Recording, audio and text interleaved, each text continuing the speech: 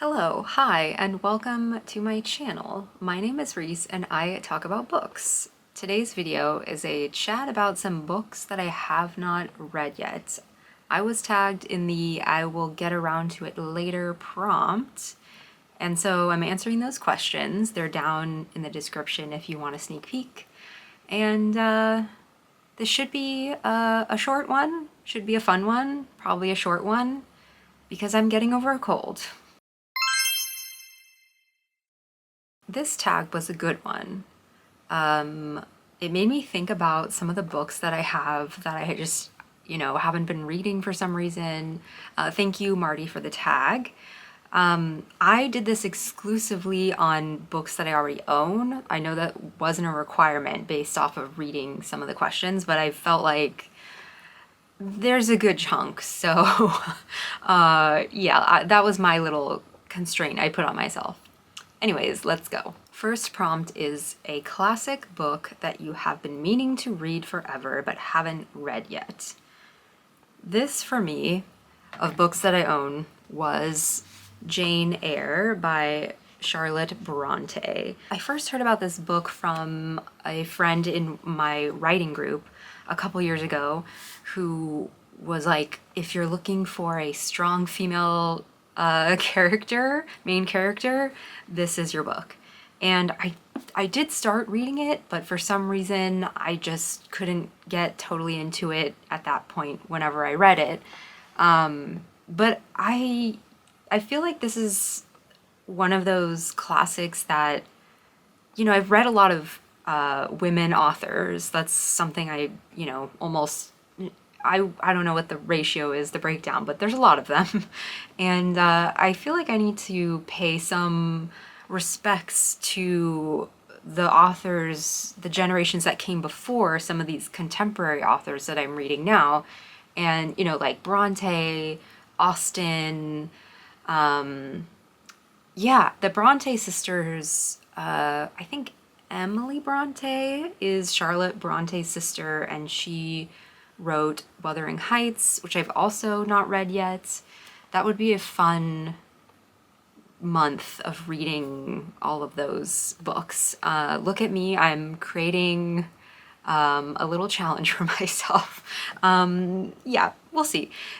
Anyways, Charlotte Bronte's Jane Eyre is a gothic romance novel. Let's read what the back of the book says for each of these, or at least a sentence. Okay.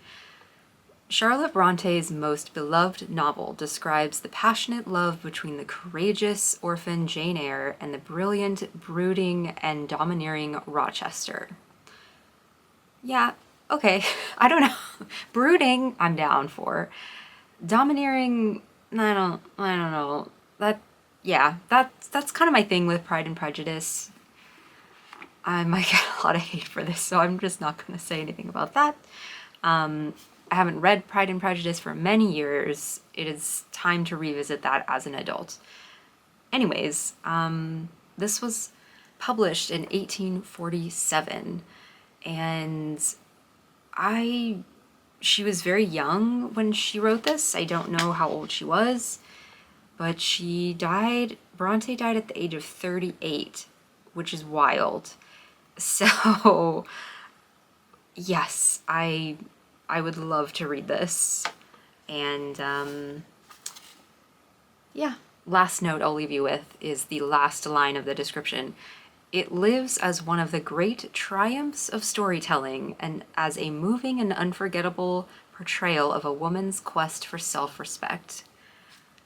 That sounds like everything I want in a book, so maybe it's time.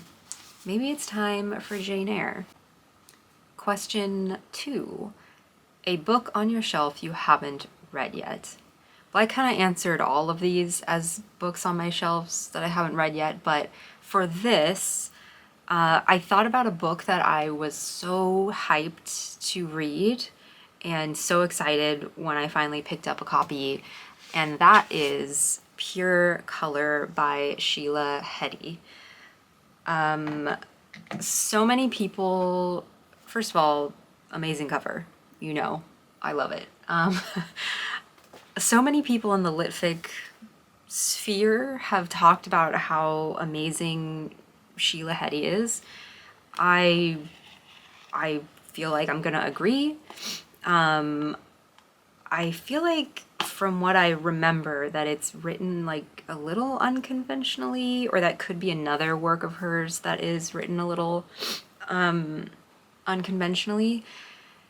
And yeah, I think this is about art, perhaps, or being an artist.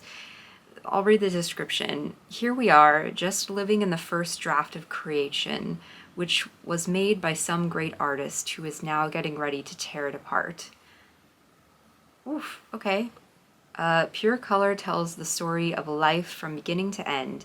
It is a galaxy of a novel, explosive, celestially bright, huge, and streaked with beauty. It is a contemporary Bible, an atlas of feeling, and a shape-shifting epic.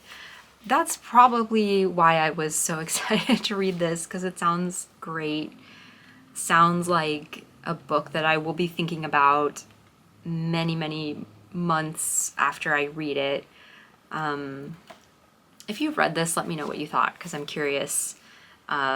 This may be up on my TBR. I need to come up with a system for like the books that I read next. But that's another video. Okay, next prompt. A book that you recently got that you haven't read yet. Well, that's easy because I bought a book yesterday, and that is Doppelganger by Naomi Klein. I've heard of this book from a bunch of podcasts. This is a nonfiction work. Description of this book. In Doppelganger, the celebrated writer and activist Naomi Klein turns her focus on how today's turbulent politics and technology have distorted our shared reality. I was drawn to this book because I'm probably subconsciously, now that I'm thinking about this, creating like a list of research books for a future book that I would like to write. It's been floating around in my head for a while. I don't have any like I mean, I have one character. I'm not gonna get too much into this because nobody's here for this, but yeah, let's just say I love the movie Gattaca, and that probably has nothing to do with this book, but just there are a lot of things that have like crossed into my life that I'm like, I need to write about this subject or something close to this because, you know, state of the world, yes, I grew up in a place where tech was like pervasive, so yeah. Anyways,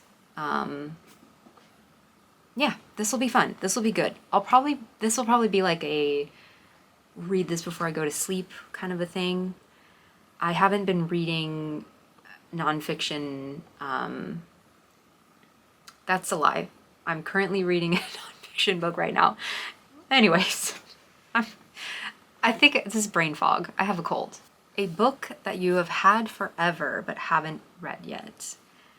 This book I can definitely say I have carried with me through moving across states, moving different apartments multiple times, and yeah, I've held on to it because I think it's very important and many people have recommended it to me, and that is Pilgrim at Tinkered Creek by Dillard.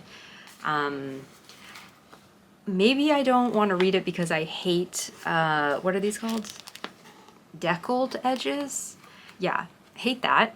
But it has a French flap, so oof, that's, you know, the French flap on the book. Anyways, that's a tough one.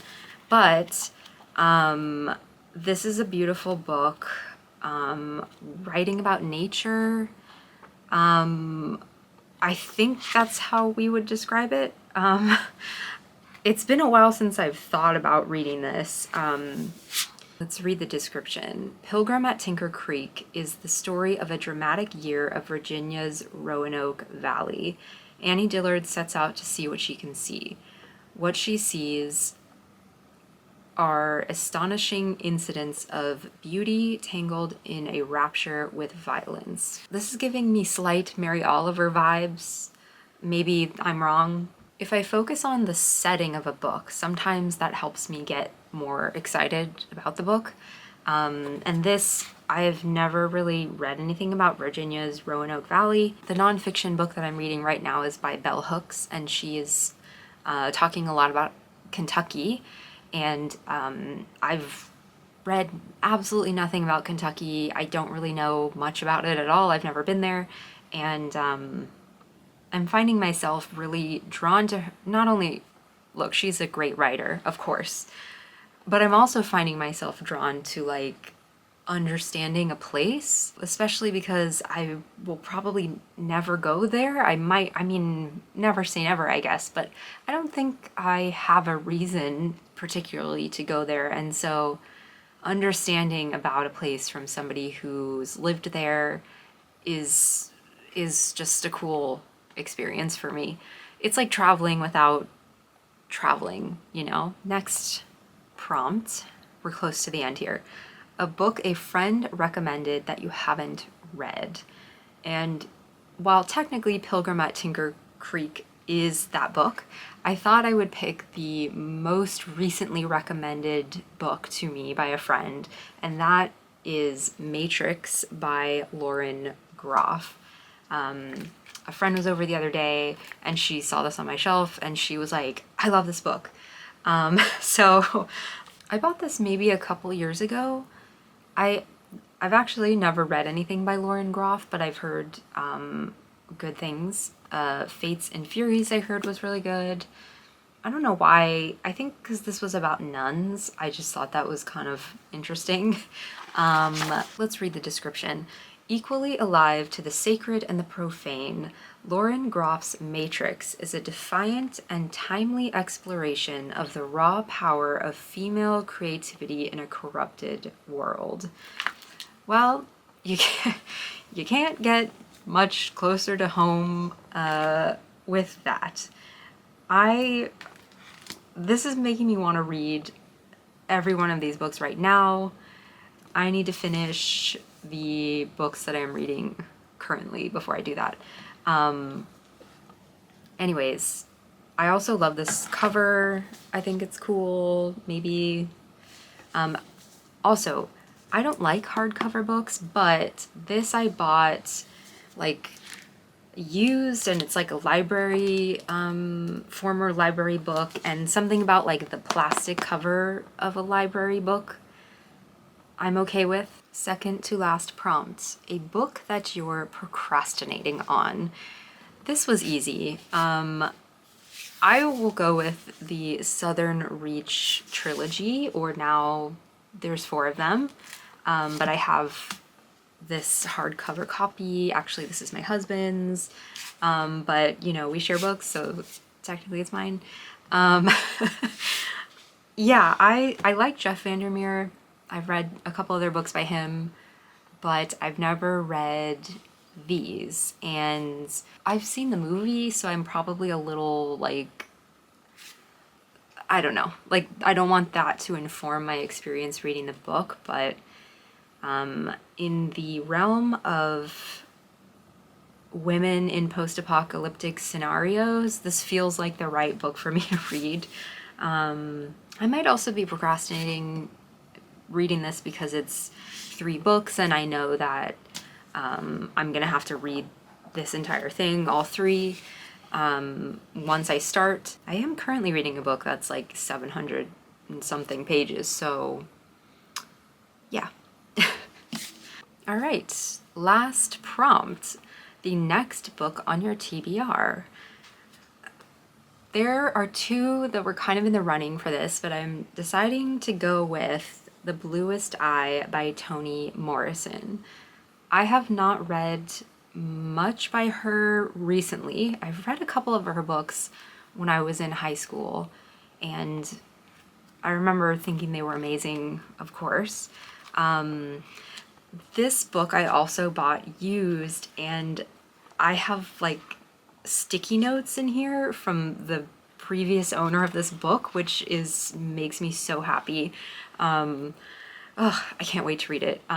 It was between this book and Giovanni's Room by Baldwin, because it is February, Black History Month. And yes, I wanted to read a couple books by some Black authors. So Bluest, Toni Morrison. Reading from the back of the book. Pekala, I hope I'm saying that right. Pekala Breedlove, a young Black girl, prays every day for beauty, mocked by other children for the dark skin, curly hair, and brown eyes that set her apart. She yearns for the blonde hair and blue eyes that she believes will allow her to finally fit in. Ugh, that makes me so sad. Yeah, I'm looking forward to this book. I don't know if this follows her into adulthood, but excited to read a book about a young girl. I feel like that experience will be pretty powerful, especially coming from Morrison. And the very last prompt actually is to tag a few folks, so I've done that in the description. But if you are inspired by this prompt, whether you want to make a video or respond in the comments, consider yourself tagged, because I would love to hear what books you have been wanting to read, or, you know, for some reason, books you just haven't gotten around to reading yet. How do I want to end this video? Well, I feel super ready to read some of these books. I think I'm pretty close to being finished with one of the books I'm currently reading, so after that I'm gonna hop over into The Bluest Eye. It's supposed to snow tomorrow here, so maybe it'll be like a snowy reading evening for me. We'll see. Yeah, I don't know. That's all I got. Okay, thank you for sticking around, and I will see you in the next video. Bye.